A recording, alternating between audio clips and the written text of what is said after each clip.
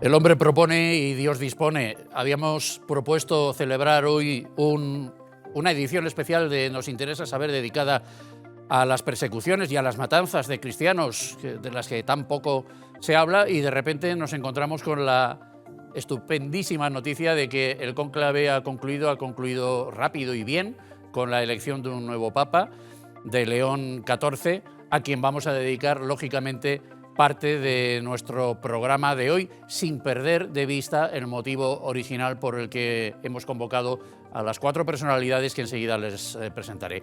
Porque uno a veces tiene la sensación de que mucha gente se cree que los cristianos son de goma, que ni sienten ni padecen y que están obligados a poner siempre la otra mejilla y a tragar con cualquier tipo de injusticia que les asole. Yo no sé si esa sensación explica que haya tantas matanzas, persecuciones, acosos a cristianos en el mundo y que se hable tan poco de ellas. Hoy aquí vamos a hacer lo contrario. Vamos a denunciar que pasen estas cosas en pleno siglo XXI y que apenas nadie lo cuente. Probablemente porque piensen que los cristianos somos de goma. Pero bueno, hablaremos de eso y hablaremos de León XIV con don Jorge Fernández Díaz, exministro del Interior, ingeniero, que eso no se suele decir mucho. Don Jorge, muy buenas tardes. Muy buenas tardes. Usted es un hombre de ciencias, como el Papa, que es matemático. Bueno, la comparación. Pero sí, soy ingeniero industrial e inspector de trabajo también.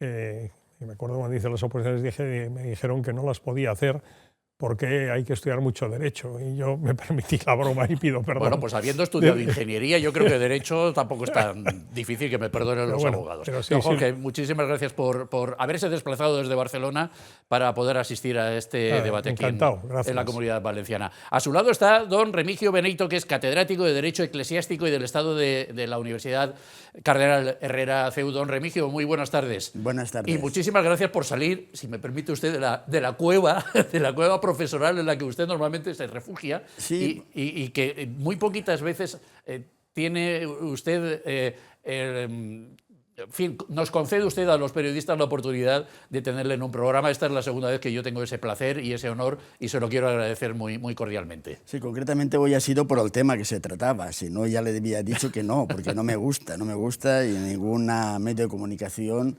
quiero participar. Yo soy profesor y punto. Don Remigio es un grandísimo profesor, además lo dice, es que todo el mundo lo dice, todo el mundo que ha pasado por sus aulas lo dice, y yo conozco a algunos de ellos, y además es un divulgador estupendo que no se prodiga más porque no quiere.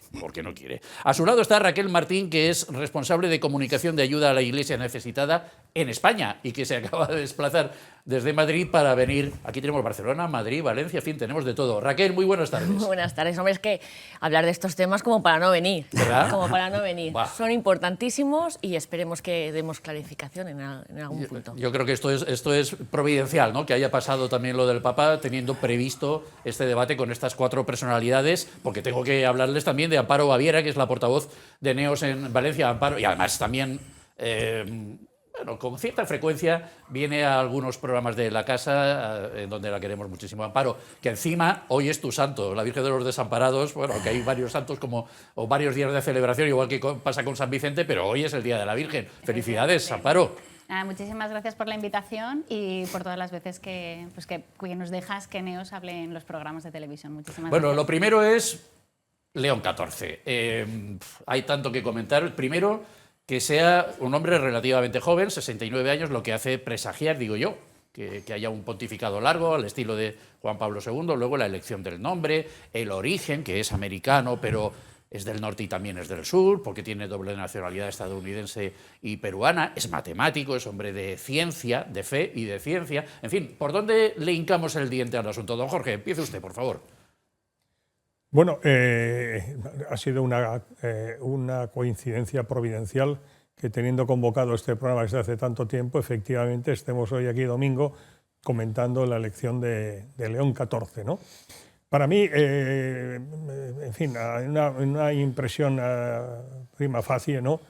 Pues diría que me gusta mucho el que haya elegido el nombre de León XIV, en la medida en que, bueno, pues acredita un respeto y una consideración hacia la tradición y la historia de la Iglesia, ¿no? León XIII falleció hace 120 años, en 1903, como sabemos, ¿no? Y además León XIV, que fue muy prolífico en encíclicas, pero destacan dos de ellas. Y a mí, como inspector de trabajo, la Rerum Novarum, Constitución Social de la Iglesia, y la Humanum Genus, que es la Constitución, la encíclica, en mi modesta opinión, pues más completa sobre la masonería. Y entonces, pues en los tiempos actuales, me parece que lo social y la masonería, que tienen en León XIII una referencia en la historia de la Iglesia interesante, importante, en mi modesta opinión, que haya elegido ser León XIV, me parece que no es casual, por supuesto, sino que es un signo de lo que puede ser su pontificado. Lo primero que vimos de él el pasado jueves fue una recuperación de ciertas tradiciones, sobre todo ornamentales, en la vestimenta, lo que hace presagiar que también quizá vaya a recuperar esos hilos sociales que vienen desde León XIII, don Remigio, ¿o no? ¿O esto es mucho suponer? No, sí que lo es. Yo tengo que decir que me llamó la atención, primero, la elección. Con lo cual, yo ya creía en el Espíritu Santo, que es el que decide o el que influye quién tiene que ser, a través de los cardenales, quién tiene que ser el Papa. Pero creo que aquí ha sido claro que ha sido el Espíritu Santo, porque no estaba en las quinielas o en muy pocas quinielas. Yo no lo conocía. Me gustó mucho, como decía don Jorge, la elección del nombre. Una de las asignaturas que doy en la universidad es Doctrina Social de la Iglesia, y entonces, por supuesto, que a mis alumnos les había estado explicando perfectamente todo quién era León XIII. Pero quiero destacar dos o tres cosas muy rápidas. Una, empezó con el saludo de Cristo resucitado. La paz esté con vosotros. Es decir, esto es lo más importante. El mundo necesita paz, en el mundo hay demasiadas guerras y se necesita el derecho internacional serio. Luego diré por qué no lo considero serio, lo que es la paz y lo que es el diálogo entre las naciones. Y otra cosa que me gustó mucho es, al final, Jesucristo te ama. Y entonces esto tenemos que tenerlo claro, que nos ama a cada uno personalmente, y por lo tanto esto nos obliga a ser, como dijo también, luz del mundo y sal de la tierra. Y para mí esto es fundamental a una persona que va a guiar los destinos de la Iglesia durante X años. Raquel, este hombre sabe de los sufrimientos del tercer mundo, al que vosotros atendéis especialmente con vuestra institución, y es de suponer que en esa línea habrá una cierta continuidad también con el legado de Francisco, que también venía de América. A ver, todo lo que se están diciendo estos días, desde Ayuda a la Iglesia Necesitada, lo ratificamos, ¿no? Yo destacaría efectivamente que es un papa misionero. Claro. Que ha estado pisando barro, que ha estado con los pobres, que ha estado en una diócesis pequeñísima, y a la vez es un papa que ha estado en los pasillos... En la selva ha estado. Sí, bueno, efectivamente, sí, en burros, bautizando con barreños de agua, ¿no? Es un gran amigo y conocido para Ayuda a la Iglesia Necesitada, porque cuando era obispo nos pidieron muchos proyectos para el sostenimiento de esa iglesita, de su diócesis pequeñita, y Ayuda a la Iglesia Necesitada se los apoyó, se los financió de formación para los sacerdotes y para toda la iglesia local pequeñita. Y a la vez, en este corazón de estar en el rincón del mundo, en el último rincón del mundo, también en su corazón ha estado en los pasillos vaticanos, siendo prefecto del dicasterio para los obispos. O sea, tiene dos conexiones, creo que va a ser un papa estupendo, además. Destacamos pues, que es agustino, sí. Medio español, hispano, un yanqui hispano, como le han calificado en Estados Unidos muchísimos medios, y es muy interesante, ¿no? Y también que yo subrayo que en el día que salió al balcón, ¿no? En esta semana, y se puso a hablar en castellano histórico, y que recordara a su pequeña diócesis, dije yo, siendo papa y se acuerda de su diócesis, y que ha sido fiel a este pueblo, va a ser fiel hasta el final, llegando a la Iglesia. Que no es que se olvide de su gente, ¿no? Es que la ponga en primer lugar. Eso es muy de padre, ¿no? Eso es una cosa que da algún matiz de lo que lo iremos viendo, porque tenemos Papa Nuevo y todavía no sabemos, ¿no? Línea Francisco... Pero la pinta es estupenda, por lo menos, vamos, yo no he oído ni una sola opinión. Nadie. Pero vamos, ni siquiera estos que hacían quinielas de progresistas y conservadores, ninguno está diciendo nada especialmente acerbo contra León XIV, que como dice Raquel Amparo, Pues, en fin, como aquellos versos, ¿no? Yo a los palacios subí, a las cabañas bajé y ha estado en los dos ambientes y conoce perfectamente los dos ambientes. Sí, efectivamente. Luego también, a mí ayer, escuchando el discurso... ¿El jueves? Sí, el jueves, sí, perdona. El jueves, escuchando el discurso, coincido con Remigio en que me gustó muchísimo cuando menciona a San Agustín, ¿no? Que es un gran santo de la Iglesia. Y luego también el otro tema que me encantó fue que rezó el Ave María, ¿no? Pidiéndole ayuda a la Virgen, ¿no? Y que la Virgen pues cuidara a la Iglesia. Entonces, quiero decir que el discurso me llamó muchísimo la atención, coincido con Remigio, empieza con el mensaje de la Anunciación, ¿no? Ya que el Papa Francisco no pudo darlo porque murió precisamente en Semana Santa. Y luego cómo se acoge a la Virgen, ¿no? O sea, como madre, y un poco también con lo que decía, es eso, ¿no? Él es un padre, pero también, ¿no? Llama a la madre para que nos cuide. Y yo cuando rezó el Ave María, vamos, me encantó. O sea, dije, ostras... ¿Era lo lógico que rezar el Ave María o hubiera sido más lógico un Padre Nuestro? No sé, o esto va en gustos o... Bueno, estamos en el mes de mayo, que es el mes de María. Muy bien. Y al hilo de esto, yo quería decir además que el que fuera el jueves, ¿no? En un jueves, el 8 de mayo, ¿no? El jueves es día eucarístico y mayo es mariano. Esa conjunción de la Eucaristía y la Virgen María, ¿no? A mí me evocó enseguida a San Juan Bosco y su sueño profético de las dos columnas, ¿no? En un momento de la mar turbulenta y perseguida, la barca de Pedro con el Papa, ese sueño profético de Juan Bosco, que emergen dos columnas del mar, ¿no? Una culminada por la Eucaristía y la otra por María Auxiliadora, la patrona que fue de los salesianos, ¿no? Fundados por San Juan Bosco, y que se hace la calma de repente y todos los que perseguían a la Iglesia desaparecen, ¿no? Bueno, es una providencial coincidencia, evocando a San Juan Pablo II, cuando sufrió el atentado que sufrió a manos del turco Ali Akka el 13 de mayo de 81, y dijo que en los designios de la providencia no hay meras coincidencias. Es que tenemos la Virgen de Fátima el martes que viene, o sea que estamos en un efectivamente. periodo mariano clarísimo. Hoy la Virgen de los Desamparados. La Virgen Y por eso el Ave María creo que Sí. mes mariano, mes Sí, de mayo, sí. y quiso hacer honor a la Virgen. Y la Virgen es madre de la Iglesia, además de madre nuestra y madre de Dios, ¿no? Remigio. Cambiando de tema, a mí me gustó mucho que le vi una persona humilde y muy, no populista, sino una persona muy centrada, muy madura, en el sentido de que estaba tragando saliva, es decir, se le notaba... Estaba tenso, ¿no? Un poquito... Estaba a punto de llorar, porque y estábamos viéndolo con mi mujer y mi hija decía... los cardenales están muy contentos, no sé si os fijáis. Se les veía sonreír. Se veían los cardenales muy contentos. Y decía a mi mujer, claro, pero es que ellos dormirán hoy tranquilos, pero el Papa no dormirá tan tranquilo. Porque... Muy inteligente tu mujer, ¿eh? Sí, hombre, menudo peso le ha Una caído. exégeta estupenda, vamos. Sí, menudo peso le ha caído encima. Entonces, bueno, me gustó mucho. Es que tiene que ser el jueves, cuando estábamos haciendo la retransmisión en directo de estos momentos tan emocionantes, nos planteábamos... claro, es difícil porque lo primero que hacen cuando ya sale elegido el Papa es preguntarle si quiere aceptar el encargo. Es muy difícil decirle que no al Espíritu Santo, a Dios, pero alguna duda le debe entrar a la persona elegida. Claro. Alguna duda le tiene que entrar y a lo mejor a León XIV le entró por ese gesto tenso que tenía, ¿no? Cuando salió al balcón. Hombre, es que es un signo también muy humano, ¿no? Menos mal que no le cayó la lágrima. Sí. O igual, si le hubiera caído la lágrima, le hubiera hecho más humano todavía, ¿no? Pero el hecho de que se emocionara conectó rápidamente con todos, ¿no? Sí. O sea, sabía el peso que tiene y nos lo hizo acercar como diciendo, primero, con la conciencia, ¿no? Como estamos diciendo, ¿no? Qué responsabilidad, todo el peso de una iglesia en tus pobres espaldas y a la vez esa sencillez que yo creo que transmitió, ¿no?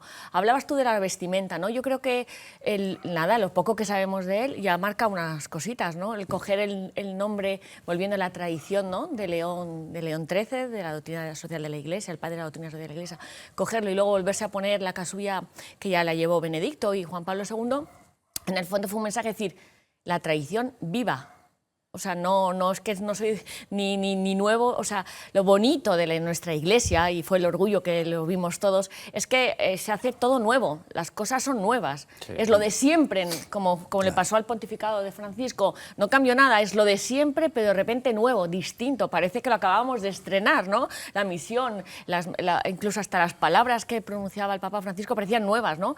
Pues yo creo que ya está dando señales, ¿no? Es lo de siempre, pero es nuevo, ¿no? Es referencias a Cristo resucitado en su discurso, que por cierto fue más largo de lo habitual, con lo cual están sacando conclusiones algunos y dicen, no, eso es que lo sabía que iba a ser papa con cierta antelación y le dio tiempo a escribirlo. Y el discurso estaba escrito, lo visteis, a puño y letra, ¿eh? Sí, o sea, precioso. Pero luego también a veces no miraba, ¿no? No que miraba. Eso también, digo, claro. Está hablando desde el corazón, ¿no? Está hablando desde el corazón a su pueblo y además lo que habéis comentado, ¿no? Miraba con cariño, la lagrimilla ahí, dices, se está emocionando, no sé, qué dices, o sea, como el padre, bueno, el padre, ¿no? El padre del pueblo, pues oye, transmitió esa sensación. Referencias a Cristo resucitado, a la paz. Sí, efectivamente, lo que comentabas, ¿no? Del sueño de San Juan Bosco, se hizo la paz y él habló precisamente de la paz también.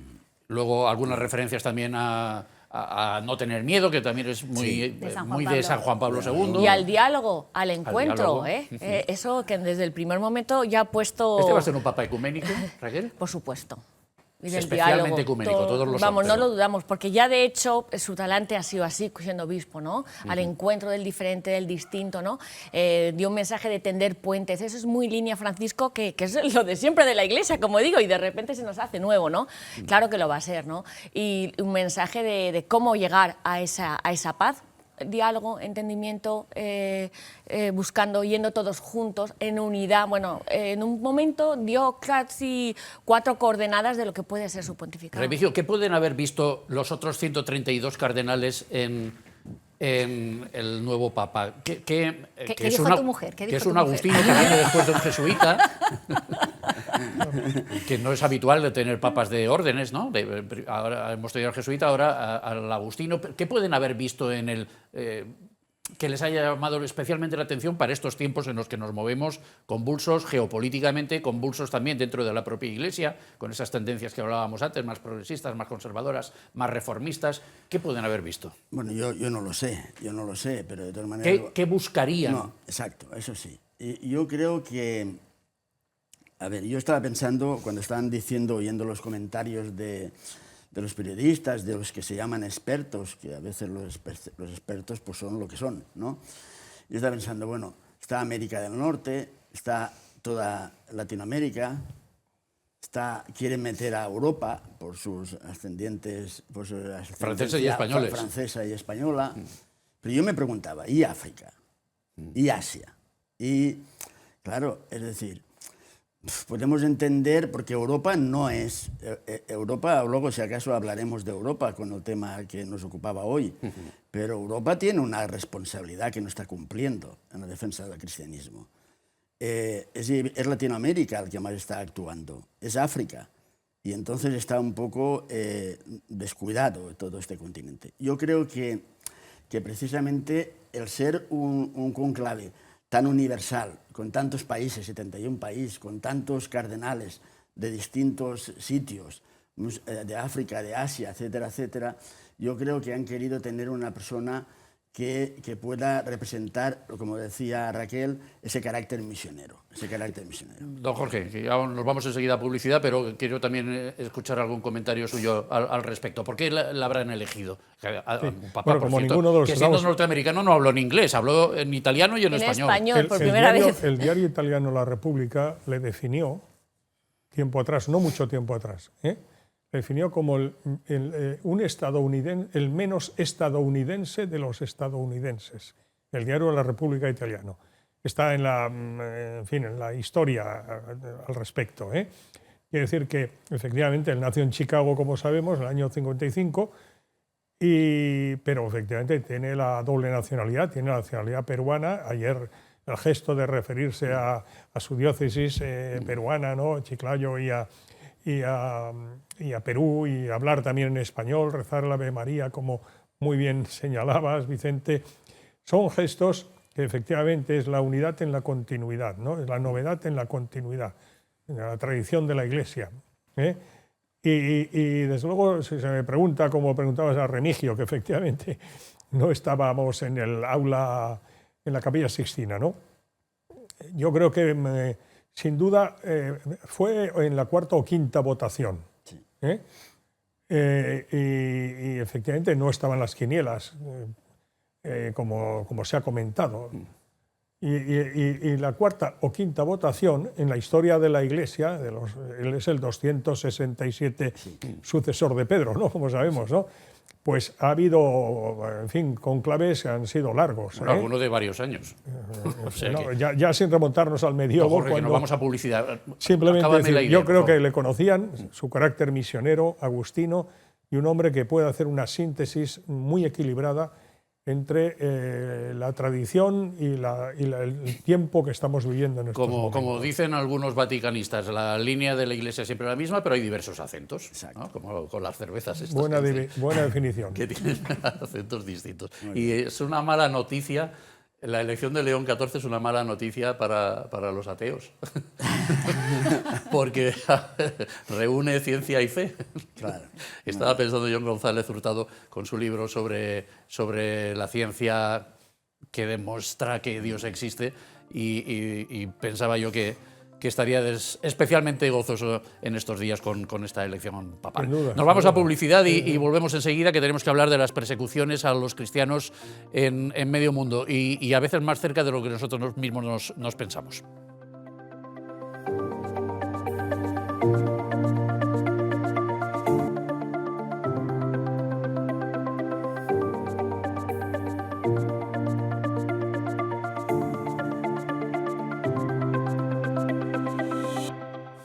Hoy nos interesa saber cosas del nuevo Papa, de León XIV, al que hemos dedicado la primera parte del programa, y seguramente alguna alusión más habrá en lo que tenemos por delante.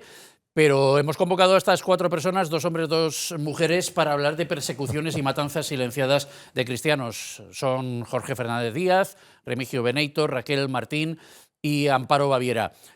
¿Es exagerado este titular, este frontispicio, persecuciones y matanzas silenciadas de cristianos? No. ¿O nos quedamos cortos? ¿O cómo está la Es cosa, not- Raquel? Venga. Sí. Bueno, gracias Sí, por sí, darme sí. a mí la primera. Yo puedo objetivarlo, porque Ayuda a la Iglesia Necesitada hace cada 2 años un informe de libertad religiosa. ¿Qué lo es eso tengo que tienes aquí. ahí, no? Este tocho es un informe, el único informe que se hace a nivel mundial sobre la libertad religiosa en el mundo, para todos los países y para todos los credos, ¿eh? O sea, no solamente hablamos de los cristianos en un determinado país, que eso sí que hay muchos informes internacionales y muy prestigiosos, o sobre la persecución. No, este es sobre el derecho a la libertad religiosa según el artículo 18 de la Declaración Universal de los Derechos Humanos, que es objetivo, igual que tenemos el derecho a la vida, al trabajo, a la casa, a la vivienda. Oye, que es que estamos hablando de un derecho humano, raíz, fundamental, de los primarios, o sea, de los de cada persona tiene que tener ¿Y el cuál derecho. es el balance? Ponnos en situación. Y lo que nos dice, lo que nos arroja el informe es que la libertad religiosa es un derecho que está en caída libre. Es un derecho que está vulnerado constantemente. Según este informe, que es cada 2 años, ahora el próximo octubre de este año 25 sacamos el nuevo informe, ¿no? Pero los datos de este último que arrojaban es que estamos hablando que el 62% de la población mundial, 1 de cada 3 países en el mundo, en estos países se vulnera grave, muy grave, este artículo 18 de la Declaración Universal de los Derechos Humanos. ¿Pero países es del decir, tercer mundo? de todo No, el de mundo todo, a nivel de todo el global. mundo. Es decir, que, claro, nosotros vivimos aquí en una burbuja en Europa, ¿no? Recordando un poco lo que hemos hablado en la primera parte del programa, ¿no? La Iglesia o nosotros aquí en Occidente, parece que libertad religiosa, por supuesto, parece que lo hay. Aunque luego ya hablaremos de lo que está pasando en nuestras sociedades. Pero fuera, que nosotros somos la minoría, somos la guardería del mundo, fuera, a escala planetaria, lo normal, que es claramente patológico y para estudiar, es que las personas no puedan ejercer su relación con el misterio Claro, es que según el artículo 18, público o privado, de manera personal o individual, que puedas cambiar de fe, que estas creencias, esta dimensión religiosa de tu vida tenga efectos en tu conciencia, en tu pensamiento, en la manera de actuar.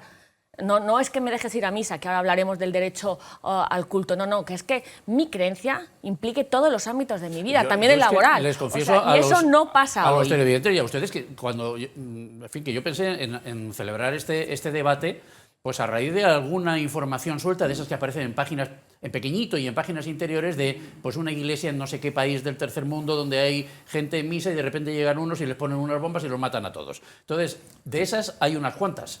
Semanales.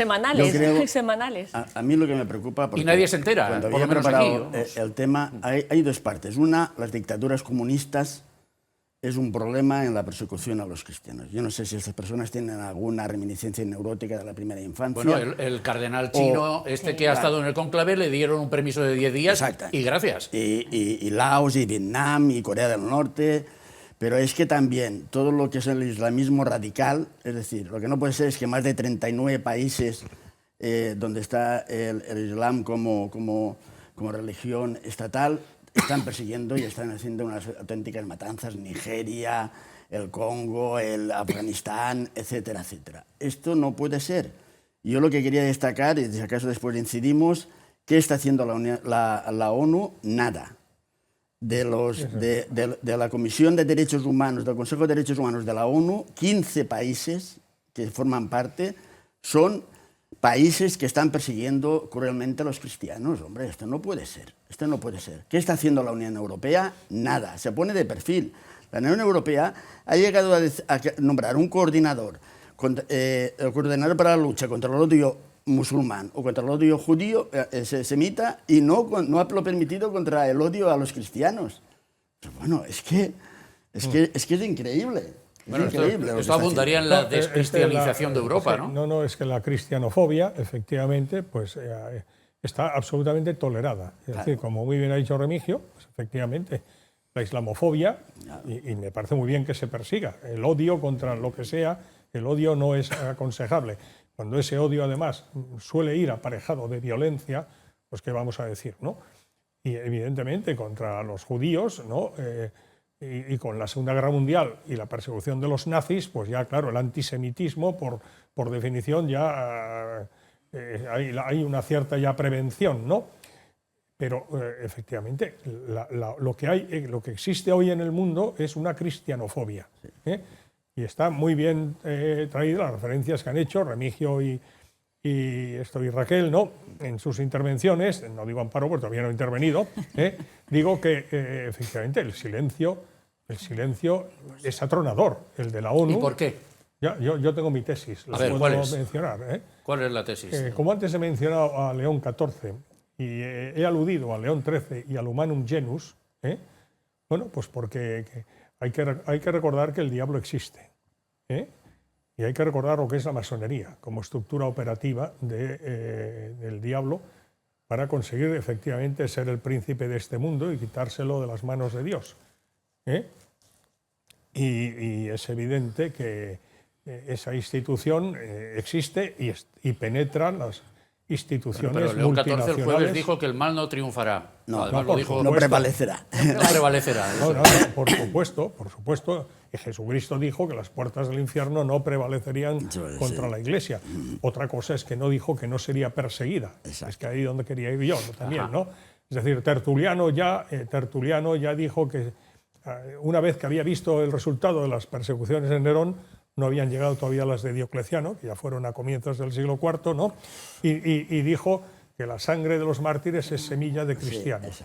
Es decir, Jesucristo en sus 33 años de vida pública, pues no fue precisamente, bueno, los 3 años de vida pública, ¿no? Y 33 años de vida terrenal, pues no tuvo una vida, digamos, capitalista y potentado y demás, ¿no?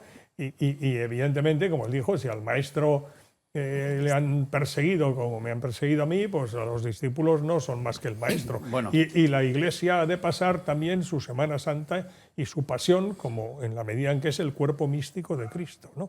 Los cristianos, pero aquí me parece muy bien, y perdona Vicente, y me permito felicitarte por promover un debate de estas características, porque el silencio contra la cristianofobia es realmente lamentable y hay que denunciarlo. Es que es muy llamativo porque efectivamente cuando se persigue a otro tipo de creencias religiosas o a otras tendencias sociales de la índole que sea, pues enseguida hay gente que pone el grito en el cielo, se hacen unas campañas... La cristianofobia no sé qué, parece ser políticamente correcta. Y con esto no parece que...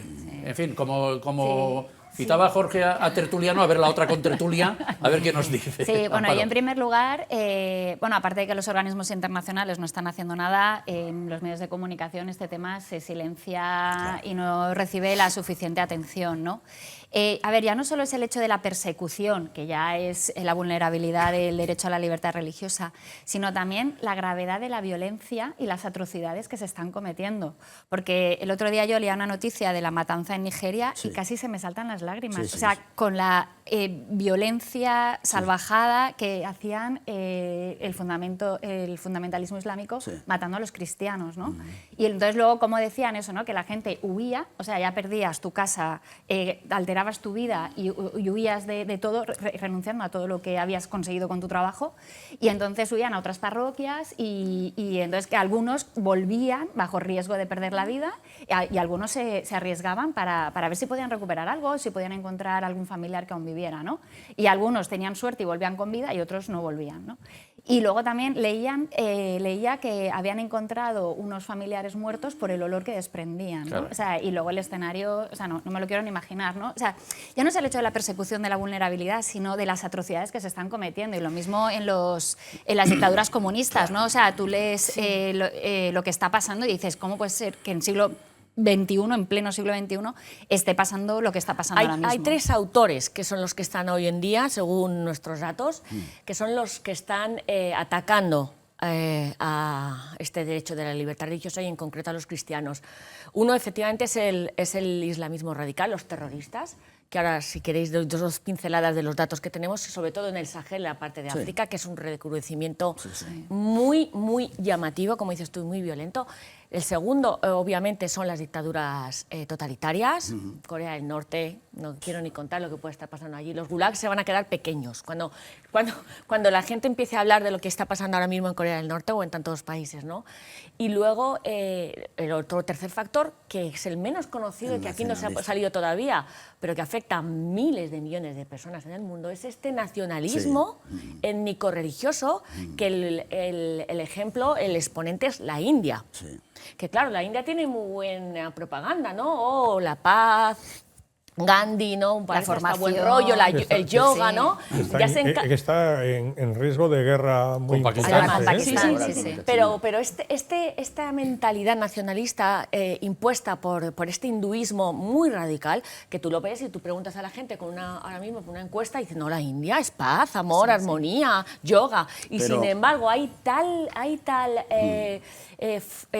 ¿cómo decirlo? Falta de libertad religiosa, que es que están haciendo unas leyes anticonversión en los estados en los que si tú cantas por la calle una canción te pueden meter en la cárcel porque crees que estás convirtiendo. Eso está afectando y está siendo fotocopia para muchos países de la región. O sea, hay estos 3 grandes perpetradores que persiguen, ¿no? Obviamente, ¿por qué no se sabe? ¿Qué es lo que tú nos preguntas? ¿Por qué no se denuncia? Yo y la Iglesia Gitana nos desgañitamos diciéndolo y denunciándolo, ¿no? Porque tenemos el contacto con todas las diócesis del mundo que nos lo dicen. Bueno, hay 2 causas. Una, obviamente, porque se cree hay siempre unas otras condiciones alrededor que como que manchan, ¿no? Como que tapan la verdadera agenda religiosa que hay, ¿no? Por ejemplo, en Nigeria, que comentaba Remigio, bueno, es que ahí hay problemas efectivamente de los pastores fulanis, del cambio climático, ¿no? Que van a atacar contra los granjeros cristianos, ¿no? Y entonces lo enmascaran todo para que no parezca que es directamente contra pero cuando llegan los Boko Haram o los fulaníes, donde primero que van es a la parroquia y contra los cristianos y contra el sacerdote, ¿no? Entonces, y luego en Europa esto está poniendo, es como un espejo, nos está poniendo un espejo, y en Europa no los consideramos nuestros ya. Por eso no se denuncia, es que lo que decía Amparo. ¿Por qué aquí hay un silencio? Pues porque nos parece que es un problema de otros. Porque Europa ya no es cristiana, entonces nos parece que es un problema que no lo defendemos porque ya no es nuestro. Entonces son las dos cosas. Pero yo no estoy de acuerdo con eso, porque yo veía el cónclave, oye, que, bueno, una digo atención los medios, mediática... que ¿por qué no se conoce? Sí, no, digo pero una medios. atención mediática, digo, bueno, seguimos siendo cristianos, ¿no? en mayor o menor medida, si no la elección del Papa no tendría tanta Pero atención los mediática. poderes, los que tienen los medios de comunicación, los que pueden influir, esos ya no lo son, Amparo. Entonces, el Parlamento Europeo ya se lava las manos. Hubo una propuesta de que se tratara todo este tema y dijeron que no, que era irrelevante. En cambio, trataron el beso de Rubiales.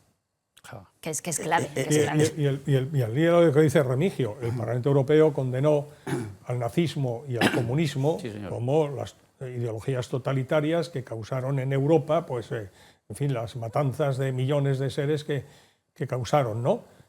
El nazismo es evidente que forma parte de, bien, está absolutamente proscrito, ¿no?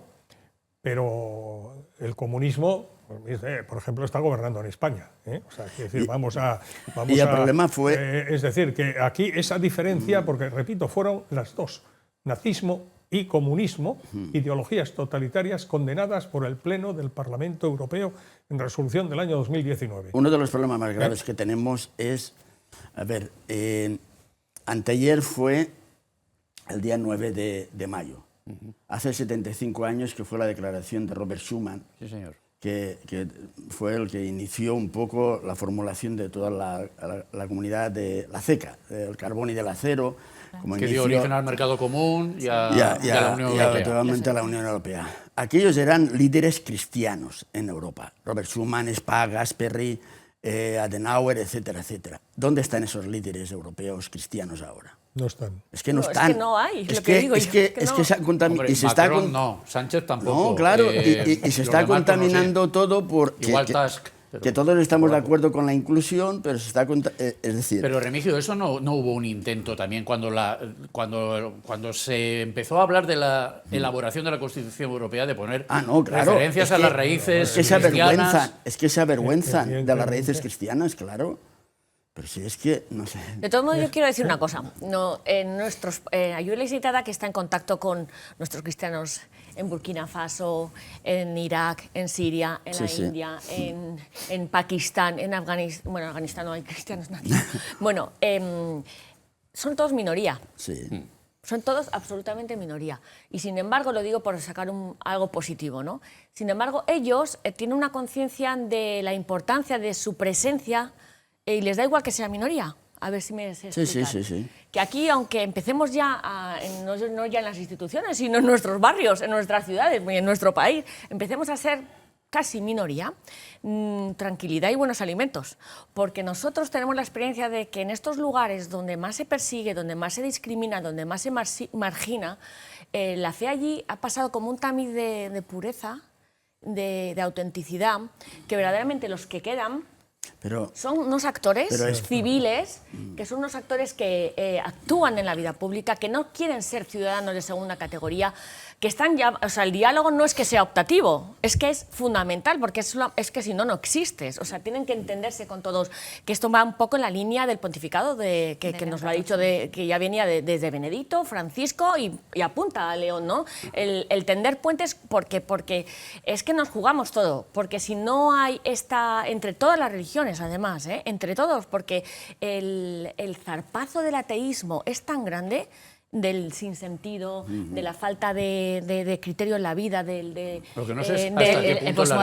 posmodernismo, en que ya no sabes si eres hombre, o sea, la ausencia absoluta, Europa era la cristiandad. Era la cristiandad. Y hoy, efectivamente, como se ha dicho, hoy la Unión Europea, con excepciones que confirman la regla, está Meloni en Italia, está Hungría, en fin, hay algunas excepciones, pero que las excepciones lo que hacen es confirmar la regla. ¿Y cuál es la regla en este caso? La norma general, que Europa está profundamente descristianizada, efectivamente. Es decir, en estos momentos tenemos en Francia la fille aînée de l'Église, la hija primogénita de la Iglesia, ¿no?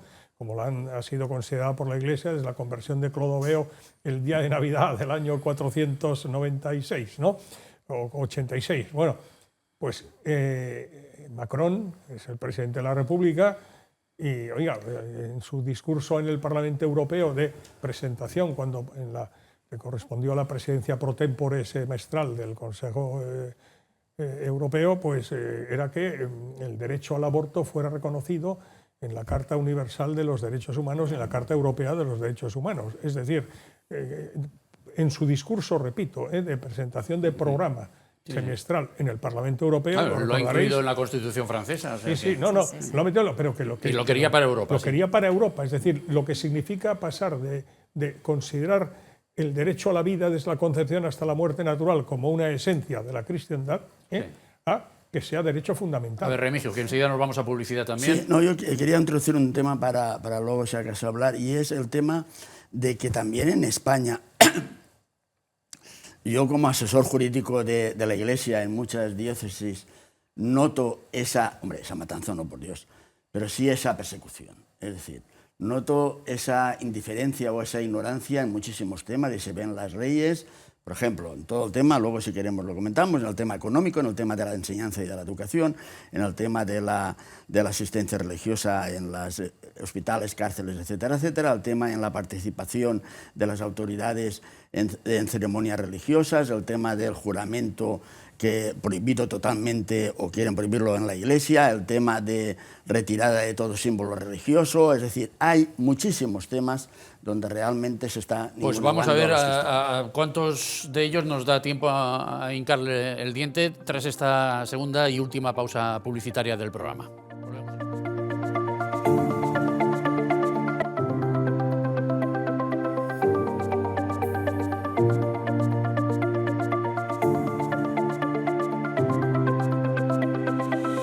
Hoy hemos dedicado la primera parte de Nos interesa saber a saludar al nuevo Papa, a León XIV, y a destacar algunas de las cosas que conocemos ya de sus primeras actuaciones y de su magisterio previo en las diócesis y en los puestos de responsabilidad que ha ocupado dentro de la Iglesia. Y la segunda y tercera parte, la tercera la iniciamos ahora, pues en ellas estamos hablando de persecuciones y matanzas silenciadas de cristianos, con Jorge Fernández Díaz, con Amparo Baviera, con Raquel Martín y con Remigio Beneito. Y Remigio precisamente nos introducía en la necesidad de dedicarle un tiempo, y lo ha hecho antes de la pausa publicitaria, a hablar de lo que pasa en España.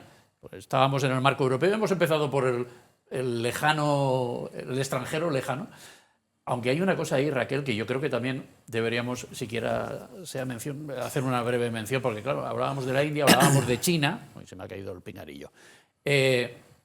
China son... ¿Cuántos millones de personas? 1.400. 1.400, casi como cristianos en el mundo. Y la India, por ahí. Un poquito más. ¿No? Dicen que ha pasado ya la India a China, o sea, está muy... Es decir, son dos grandísimos mercados que encima ahora con lo de Trump, pues que está todo el mundo como loco buscando mercados alternativos para vender sus productos, los que no tienen salida fácil ya en los Estados Unidos, pues nos vamos de viaje a la China, el presidente del gobierno.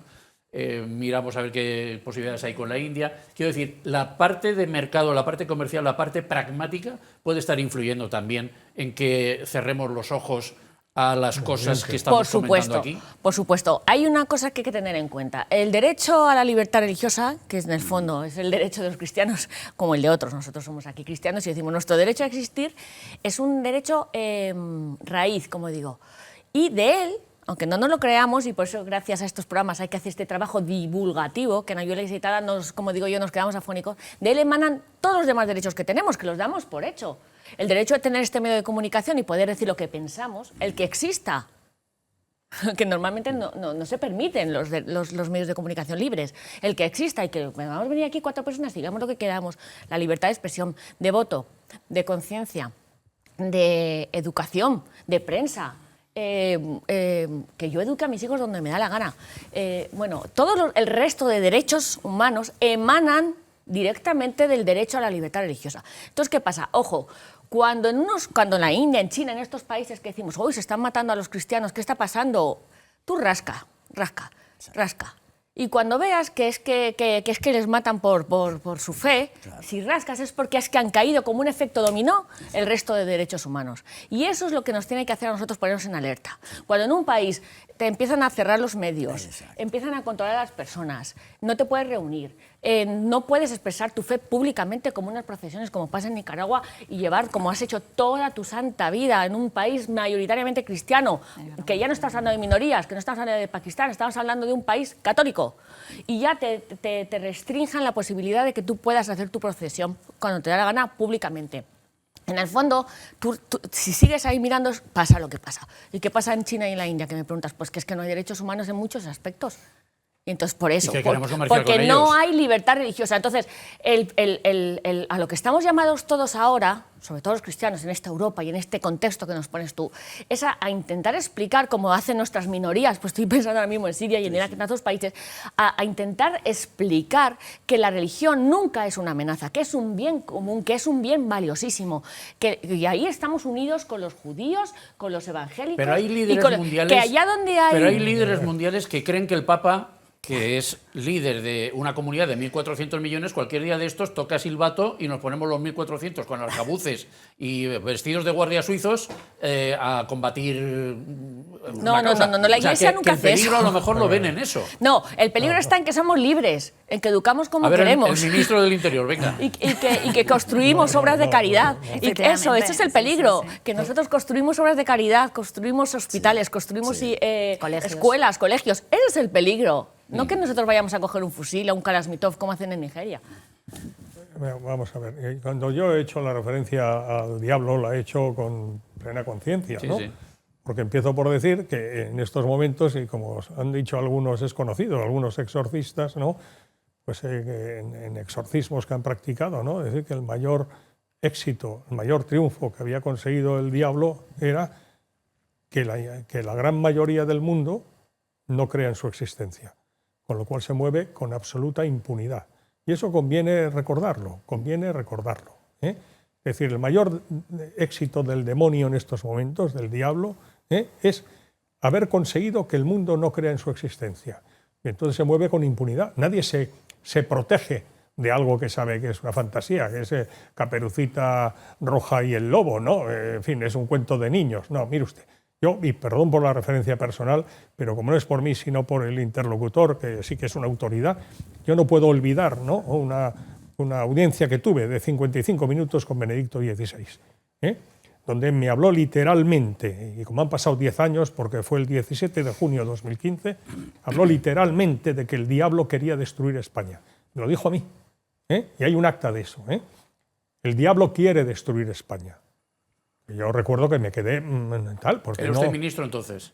Yo era ministro entonces, sí. Y en un momento determinado, como recordando sus viajes siendo sumo pontífice a España, el Encuentro Mundial de Familias aquí en Valencia en julio de 2006, la JMJ de Madrid de 2011, ¿no? El año jubilar jacobeo en noviembre de 2010 en Santiago, al día siguiente que estuvo en Barcelona y consagró la Basílica de la Sagrada Familia y se emocionó. Y yo no noté, está emocionado y tal, ¿no? Y yo le dije, Santidad, conoce su santidad bien a España y quiere a España, por favor rece por España que nos hace mucha falta. No dije nada más, ni nada menos, que rezara por España a la vista de cómo había visto yo, cómo se emocionaba y con qué cariño pues, aludía a esas visitas, ¿no? Uno le dijo, el diablo quiere destruir España. En todo momento habló del diablo. El diablo ataca a España porque conoce la misión histórica de España al servicio de la Iglesia de Jesucristo. ¿Y cómo estamos ahora en España en esta materia? Claro, bueno, un poquito al... Bueno, muy interesantísima la referencia. Lo que están diciendo tanto ahora mismo en relación a España, y por lo que también ha dicho Raquel, a mí cuando estáis hablando me venía a la cabeza cómo ya, pues ya no te dejan rezar enfrente de los abortorios, ¿no? La libertad religiosa. O que ya Hoy los médicos, sí, los médicos ya no pueden disponer de su objeción de conciencia. No se puede jurar el cargo delante del crucifijo. Claro, efectivamente. No, pero a mí lo de la objeción de conciencia de los médicos, o sea, me parece algo crucial. O sea, ¿qué van a hacer los pobres médicos que no quieran practicar un aborto o que no quieran practicar la eutanasia? O sea, eso es lo que... Son ataques, como tú has dicho, ¿no? La libertad religiosa, poquito a poco, ¿no? Y que al final están atacando a tu conciencia. O sea, porque yo al final es que ya no... O sea, es que estás atacando a mi conciencia, a mi ser más interno. O sea, es que me voy a romper si me estás obligando a hacer todo eso, ¿no? Y luego, eso, ¿no? Como poco a poco te van comiendo, ¿no? Y llega un momento que dices, ¿pero cómo ha pasado pasado? Pues mira, porque en tus morros te he ido quitando poquito a poco trocitos de libertad, tú has cedido, ¿no? No os habéis levantado, como pueden hacer otras minorías, ¿no? Que dicen, oye, ya está bien. Y te has quedado en el síndrome de la rana. Sí, efectivamente, sí, ¿no? O sea, la rana la vas quemando poco a poco y cuando ya el agua está hirviendo, pues la rana no lo nota, ¿no? Pero es que te lo han quitado todo, hasta la vida. Y quieres reaccionar y ya está. Y ya es demasiado tarde, Remigio. efectivamente. Ahí el tema es por donde lo enfocaba Raquel. El 10.1 de la Constitución dice que son fundamentos del orden político y de la paz social la dignidad de la persona humana y los derechos inviolables que le son inherentes. Entonces, por supuesto, el derecho a la vida, con el tema del aborto, de la eutanasia, etcétera, etcétera. Pero también el derecho de reunión y de asociación, como estaban diciendo. Una procesión, yo no tengo por qué pedir, según la Ley Orgánica del Derecho de Reunión 983, yo no tengo por qué pedir permiso a un ayuntamiento para hacer una procesión o una manifestación, tengo que comunicarlo a la autoridad gubernativa, que es el delegado de gobierno o subdelegado de gobierno. Muchos ayuntamientos y muchas diócesis que no se enteran están pidiendo permiso a los ayuntamientos. Un caso. Otro caso, lo que estábamos diciendo de jurar. Yo juro o prometo mi cargo ante lo que me da la gana, ante el crucifijo, ante la Biblia. Nadie se mete con Trump o Obama, que juraron ante dos Biblias, no ante una, sino ante dos. El participar las Fuerzas Armadas o la policía tal en ceremonias religiosas. El Tribunal Constitucional ha dicho que mientras no haya confusión entre las funciones religiosas y las estatales, no hay ningún problema en que se pueda hacer siempre que sea voluntaria la asistencia. Es decir, y así, la enseñanza religiosa en la escuela, en los programas de determinados partidos políticos dicen que será fuera del horario escolar, pero vamos a ver, ¿qué es lo que ustedes no entienden? Si es de enseñanza religiosa escolar, es en el horario escolar y dentro del currículum. Y con nota. Y con nota. La asignación tributaria. Se meten con la asignación tributaria, con el 0,7%. Pero vamos a ver, si ninguno de los españoles pone la crucecita, pregunta, ¿cuánto recibe la Iglesia Católica? 0. ¿Dónde está el problema, señores? En la exención de los impuestos y tributos. Pues hombre, yo no quiero que me trates mejor a la Iglesia, pero peor tampoco, porque tratas ya a las asociaciones de clase de utilidad pública y a las fundaciones, según la ley del mecenazgo, de una manera, trátame a mí también, porque yo también tengo fines de interés general. Quiero decir yo, hay tantos temas donde lo de los bienes inmatriculados por el 306 de la ley hipotecaria que no se enteran. ¿Y esto es todo? ¿Son partes de un todo? Evidente, es que ahí es donde hemos de ir, perdón, ¿no? Yo sé que estoy siendo un poco monotemático, pero es que quiero, como lo están complementando muy bien y con datos muy precisos, tanto Amparo como Raquel como Remigio, pues ¿cuál es la raíz del problema? La raíz del problema es ese. Es decir, es que todo lo demás son las causas segundas. La causa eficiente en este caso, la causa de las causas, es la existencia del diablo. Y lo otro son las causas segundas, es las causas instrumentales. Y evidentemente para ello, para descristianizar, es decir, apartar el mundo de Dios, apartar el mundo, apartarlo a los hombres de Dios, ¿no? Pues lo que hay que hacer es que el príncipe de este mundo sea efectivamente el príncipe de este mundo y está penetrando pues, el mundo económico-financiero, el mundo político y el mundo mediático de manera muy especial, porque vivimos en la sociedad de la información, la opinión pública que luego vota en las democracias, pues se conforma de acuerdo con la opinión publicada y por tanto, pues quiere decir, hay que tener presente lo que está diciendo Remigio, por ejemplo, me parece muy importante.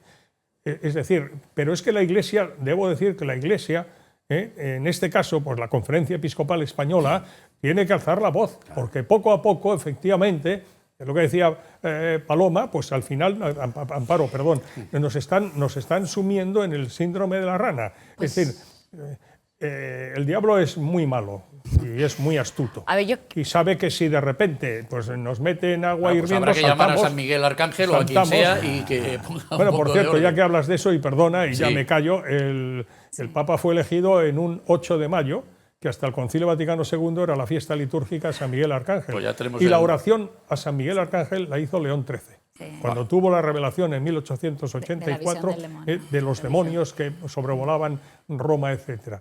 Son todas no meras coincidencias. Y en última instancia, me parece que hay que ir a la raíz del problema sin olvidar que efectivamente nos están subiendo la temperatura del agua, ¿verdad? Y cuando quiera reaccionar los católicos, queramos reaccionar, ya saltar del recipiente porque ¿Qué ya hacemos, el agua Raquel? está hirviendo, no podremos. A ver, en Europa y en España, según el artículo 18 de la Declaración Universal de los Derechos Humanos, a ver, espero que a todos los que nos vean a partir de ahora por lo menos consulten su derecho y lo hagamos nuestro y lo ejerzamos. Hay libertad religiosa. O sea, hay que intentar poner un poco las cosas en su sitio. Otra cosa, constantemente nos dicen que la religión hay que practicarla en casa. Exacto. Otra cosa es que haya luces de alarma, ¿no? En la sacristía. Exacto. Otra cosa es que haya luces de alarmas que nos tengan que hacer verdaderamente reaccionar. Pero no podemos poner a España al mismo nivel que Pakistán o que Burkina Faso. Cuidado. Pero, digo también en nuestros ambientes, nos persiguen, ojo, porque eso no hace más que tensionar. Cuidado. Pero es verdad que claro, aquí no nos vienen con un calamitosos, como he dicho, y si llevas una cruz te meten en la cárcel o no puedes ir a misa un domingo porque sales por los aires, que eso es lo que nos pasa y tenemos constancia a diario, una ayuda a la Iglesia necesitada de noticias, ¿no? Eso no nos pasa, pero es verdad que es que el derecho a libertad religiosa implica muchas cosas. Entonces, Benedicto XVI, no, fue el Papa Francisco que acuñó lo que está pasando en Occidente es la persecución educada. La persecución educada. ¿Sabe? La polite persecution. Eso es lo que está pasando, ¿no? Que es como de guante blanco, ¿no? Sí. Y que tiene que ver con estas cosas, porque para que los que nos estén oyendo y aprendiendo, libertad religiosa no es que me dejen ir a misa, no es que me dejen llevarles a catequesis, no. Es que mi derecho, volvemos a decirlo, lo puedo hacer individual o colectivamente, exacto, en público o en privado, que me pueda cambiar de religión y sobre todo es un melón que no sé si hay tiempo para hablarlo porque es divulgativo. Nos quedan 4 minutos. ¿Qué es el derecho a la libertad, la libertad religiosa? ¿Qué significa que yo tenga libertad religiosa? Que tú tienes el derecho de pensamiento, conciencia y religión. Son 3 en 1. Y el gol que nos quieren meter las instituciones europeas en tantos lugares es que se separen. Y el de religión vaya por un lado y sea un derecho de segundo, y entonces tú puedes creer y lo que sea, claro, y pensar como te da la gana, pero tu fe no tiene que influir, perdona, es que mis creencias influyen tanto en mi pensamiento como en mi conciencia. Ahí nos las estamos jugando. Sí, sí. Y luego es, bueno, la conferencia episcopal que haga lo que tenga que hacer, pero yo creo que los cristianos, los padres de familia, nosotros somos los que tenemos que decir, esto es mi derecho. No pensar que venga una institución que la Iglesia haga lo que tenga que hacer. No son incompatibles. No son incompatibles, pero nuestra Iglesia ya lo hace, que ellas no paran de hablarlo, ya lo hacen nuestros obispos. Bueno, vamos a ver, la Conferencia Episcopal Española tiene que liderar en ese sentido. Y, por supuesto, los católicos tenemos un deber moral de hacerlo, porque, como bien dices, es un derecho fundamental el que tenemos, y el derecho a la libertad religiosa implica efectivamente el derecho a la libertad de conciencia, de opinión, etcétera. Por supuesto, ¿no? Pero también la jerarquía tiene que pronunciarse para defenderlo, porque si no al final va a pasar lo que estamos comentando, es decir, va a ser tarde, porque poco a poco esa, como muy bien decía Raquel, esa persecución educada o laica que acuñó muy correctamente el Papa Francisco, ¿verdad?, pues efectivamente, al final, cuando queramos reaccionar, nos daremos cuenta de que no ha sido una persecución religiosa. Que nos quedan escasamente 2 minutos y yo se los voy a repartir, como buenos hermanos, lo vamos a repartir entre todos para que me hagan ustedes alguna conclusión o para que me añadan algún dato del informe o de lo que sea que consideren que es oportuno que dejar también constancia de ello en este tramo final, ultimísimo tramo ya final del programa. Amparo. Pues nada, yo por mi parte, pues eso, ¿no? Animaros a que alzar la voz porque no todo vale, ¿no? Que es el lema de Neos, porque no todo vale, y este posmodernismo en el que nos quieren envolver, por desgracia no da respuesta a los sentimientos más profundos humanos, que estamos llamados a la trascendencia y que no podemos permitir que nos sigan comiendo terreno cuando es algo evidente y claro. Raquel. Bueno, último mensaje en positivo. Nuestra fe lleva la cruz y la persecución desde el minuto 1. Seguimos a uno que fue crucificado y perseguido. O sea que si nos persiguen, por decir algo positivo para acabar, ¿no? Si nos persiguen es que algo estamos haciendo bien también, ¿no? O sea, con paz, con tranquilidad, pero hay que ir a contracorriente, porque eso es buena señal, ¿no? Entonces, en cierto modo, si somos distintos a nuestros contemporáneos y decimos lo que nadie dice y somos minoría y nos señalan con el dedo, podemos llorar, quejarnos, defender nuestros derechos, pero también pensemos, es lo que nos toca, ¿no? Remigio. Yo, por 2 cosas. Una, a los cristianos que están perseguidos en estos países donde sí que se lo están matando y tal, que no los dejemos solos, que los tengamos presentes, que recemos por ellos, que los tengamos presentes donde podamos defenderlos, que les demos foco, que es lo más importante.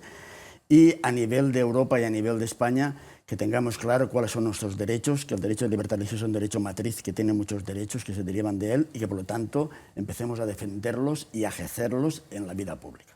Jorge. No, enhorabuena y gracias por este programa y que hayan muchos programas como este en los medios audiovisuales, en los medios escritos de comunicación, porque efectivamente hay que alzar la voz de una manera educada, de una manera pacífica, faltaría más, como hemos pretendido hacer aquí, ¿no? Pero que hay que haya muchos programas en esta misma línea. Por lo menos este lo vamos a poner de vez en cuando para recordarlo, para recordarlo, y si es preciso, pues naturalmente haremos nuevas citas con ustedes para actualizar lo que está sucediendo, porque de verdad lo de esos países donde se persigue y se mata a los cristianos, que sigan conservando la fe los que sobreviven, es de un mérito, Raquel, se extraordinario. Fortalece. No es que se mantenga, se fortalece. Se fortalece, sí. Ojo, Entonces, que no es estático, sino un que es que... espíritu de primeras comunidades que va cristianas, más. pero vamos. Tertuliano, Sí. sangre de mártires, Sí, semilla señor. de cristianos. Y que la Mare de Déu de Desamparats que, Sí, pues, que proteja a todas estas Nos protegís a cristianos todos, y que la, pueda... y la de Fátima el martes también. Bueno, bien. señores tertulianos, señores contertulios, Amparo, Raquel, Remigio y Jorge Fernández Díaz, muchísimas gracias a los cuatro por esta interesantísima participación en nuestro Nos Interesa Saber, que volverá la semana con otros asuntos, Dios dirá cuáles. Así que, en fin, gracias por la atención prestada, que de ustedes con Dios.